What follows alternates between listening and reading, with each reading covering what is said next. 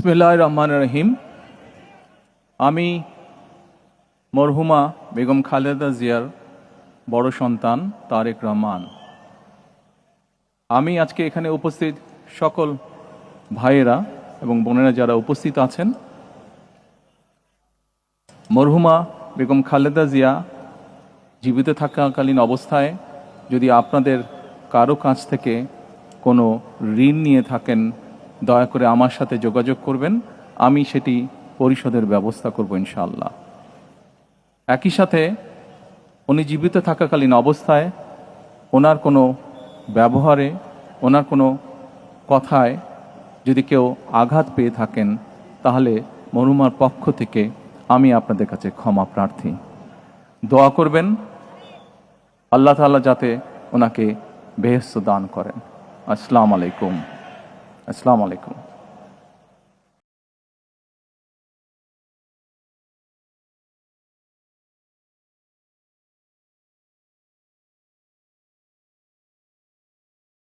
আসসালামু আলাইকুম ওয়া রাহমাতুল্লাহ।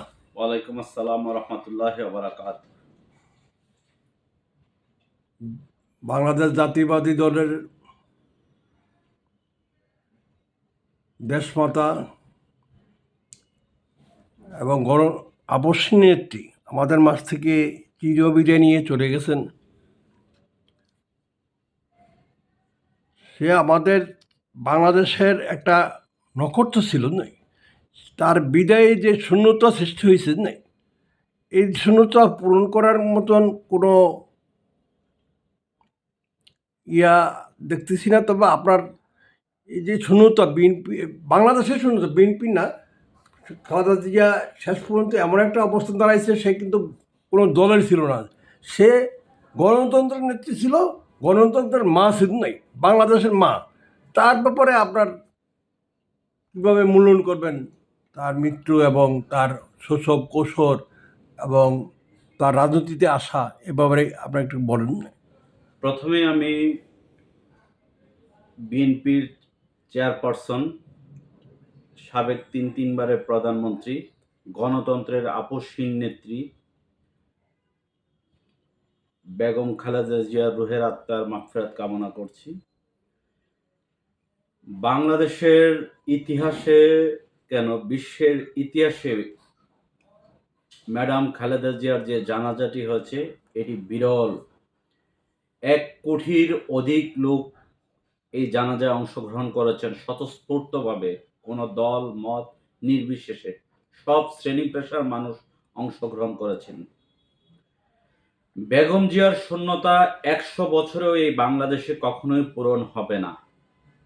বেগম জিয়ার অবদান এই দেশের নারী শিক্ষার ক্ষেত্রে, এই দেশের উন্নয়নের ক্ষেত্রে বেগম জিয়ার যে অবদান, শহীদ প্রেসিডেন্ট জিয়াউর রহমানের দেখানো পথে তিনি যেভাবে হেঁটে এই দেশটাকে গড়েছেন, ওনার আজকে এই দেশটাকে যেভাবে উনি রেখে গেছেন, এখন এই দেশটার হাল ধরবেন বিএনপির অ্যাক্টিং চেয়ারম্যান জনাব তারেক রহমান সাহেব, ওনার একমাত্র সন্তান। এক সন্তান তো পরবারে চলে গেছেন। বেগম জিয়ার আজকের এই চলে যাওয়াটা আমাদের জাতীয়তাবাদী আদর্শের প্রতিটা কর্মীর হৃদয়ে রক্তকরণ হচ্ছে। আমরা বোঝাতে পারবো না বেগম জিয়াকে হারিয়ে আমরা কতটা শূন্যতা অনুভব করছি। বেগম জিয়া যদি সঠিক চিকিৎসা পেতেন, বিদেশ যাওয়ার অনুমতি পেতেন স্বৈরাচার হাসিনার আমলে, আজকে এত দ্রুত ওনাকে আমরা হারাতাম না। বাংলাদেশে এত তাড়াতাড়ি অভিভাবক শূন্য হতো না।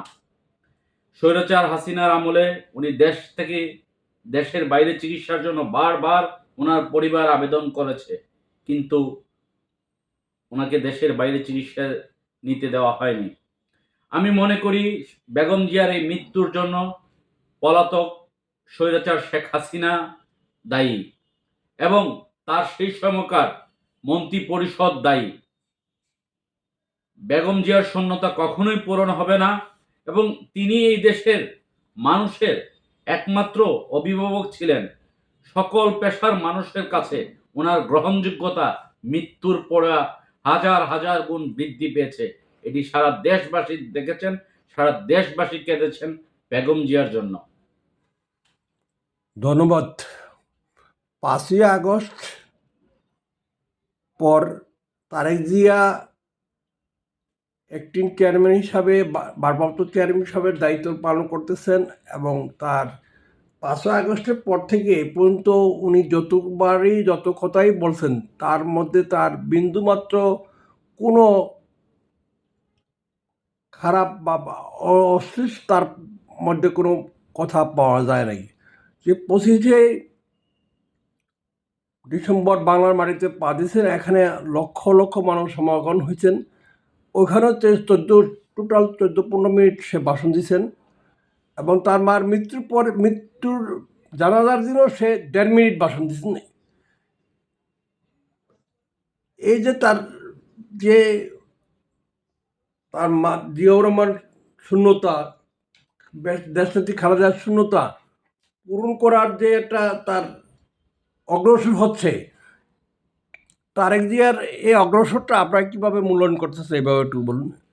দেখুন, জনাব তারেক রহমান হচ্ছেন শহীদ প্রেসিডেন্ট জিয়াউর রহমানের সন্তান, আপসহীন দেশনেত্রী বেগম খালেদা জিয়ার সন্তান। তিনি অবশ্যই বেগম জিয়ার শূন্যতা কিছুটা হলেও পূরণ করতে পারবেন। বাংলাদেশের মানুষ কি চাচ্ছে, বাংলাদেশের মানুষের প্রতি ওনার জিয়া পরিবার বাংলাদেশের মানুষের কাছে ঋণী নয়, জিয়া পরিবারের কাছে বাংলাদেশের মানুষ ঋণী। উনি 1 মিনিট 1 সেকেন্ডের যে ভাষণ দিয়েছেন, যে বক্তব্যটি রেখেছেন মৃত্যুর পরে, ম্যাডাম জিয়ার কোনো দেনা পাওনা পরিশোধ, এবং উনি 25শে ডিসেম্বর 300 ফিটে বক্তব্যতে যেটা বলেছেন, কোনো হিংসা বিদ্বেষ নেই, যার কারণে ওনার মা এই পৃথিবী থেকে নিয়ে গেলেন বিনা চিকিৎসার অভাবে। তিনি তাদের প্রতিও কোনো কটাক্ষ করে কোনো কথা বলেননি।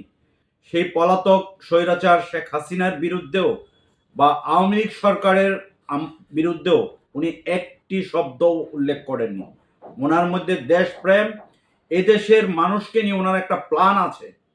সেই প্ল্যানটার কথাই উনি বলেছেন 25শে ডিসেম্বর 300 ফিটের সেই সংবর্ধনা অনুষ্ঠানে। আমরা আশা করছি আগামী 12ই ফেব্রুয়ারি নির্বাচনে বাংলাদেশের সর্বস্তরের মানুষ দানের শীষ প্রতীকে সকল ক্যান্ডিডেটকে নির্বাচিত করে আগামী দিনে বিএনপিকে রাষ্ট্র ক্ষমতায় নিয়ে আসবে।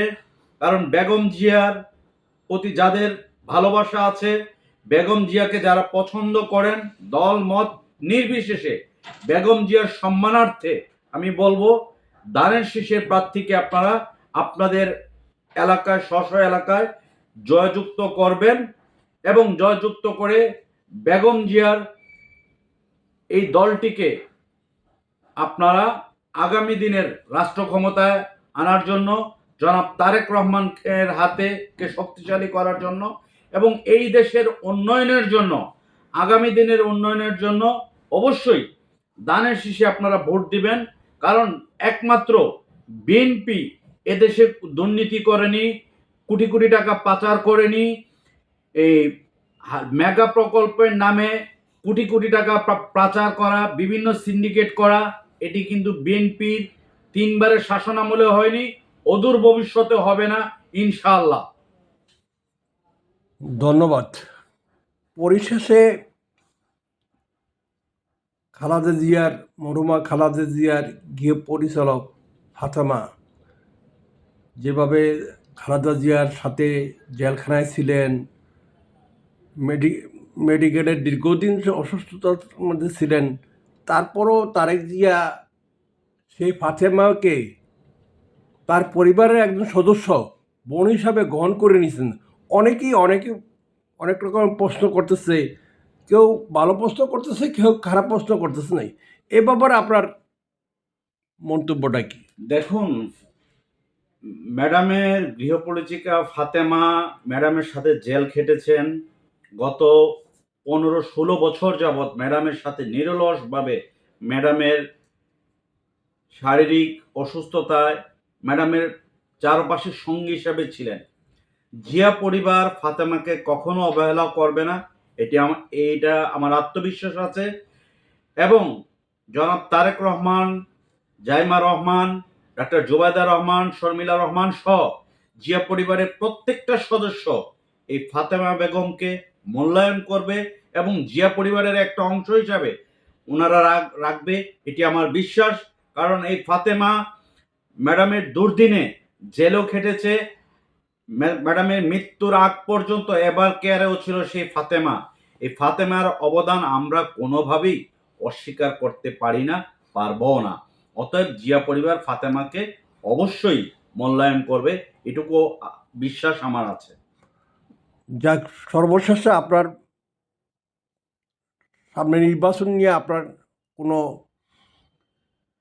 জাতির উদ্দেশ্যে কিছু বলার আছে কিনা আপনার? সামনের নির্বাচন নিয়ে আমি দেশবাসীর কাছে বলবো, দেশের আপামর জনতা যারা আমার এই ভিডিওটি দেখছেন, এই সাক্ষাৎকারটি দেখছেন, আপনারা শহীদ প্রেসিডেন্ট জিয়াউর রহমানের শাসনামল যারা দেখেছেন, বেগম জিয়ার শাসনামল যারা দেখেছেন, তাদেরকে আমি উদ্দেশ্য করব। তারেক রহমান সাহেবকে যারা কাছ থেকে দেখেছেন, ভার্চুয়ালি দেখেছেন, তারেক রহমান সাহেব 300 ফিটে বাংলাদেশ নিয়ে ওনার যে পরিকল্পনার কথা, 31 দফার যে কথা যেটি বলেছেন, সেই কথাগুলো যদি আপনারা মনে প্রাণে ধারণ করেন, বাংলাদেশের সর্বস্তরের মানুষকে আমি বলবো আগামী 12ই ফেব্রুয়ারির নির্বাচনে আপনাদের প্রত্যেকটি এলাকায় ধানের শীষের মনোনীত প্রার্থী এবং জোটের মনোনীত সকল প্রার্থীকে বিপুল ভোটে জয়যুক্ত করার জন্য, এবং আমি আমার সিলেট বিভাগের প্রত্যেকটি আসনের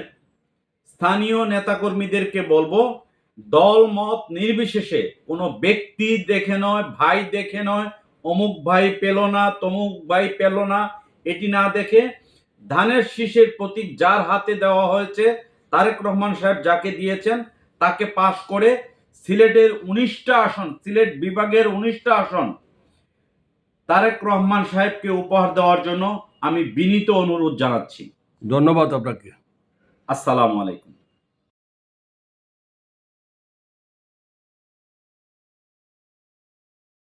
দেশের বাইরে আমি যাব না, কারণ দেশের বাইরে আমার কোনো ঠিকানা নাই, আমার কোনো কিছু নেই। দেশের বাইরে আমি যাব না, এই দেশেই আমি থাকবো, এই দেশেই আমার জন্মস্থান, এই দেশেই আমার মৃত্যু হবে, এই দেশের মানুষের কাছে মধ্যেই আমি বেঁচে থাকতে চাই।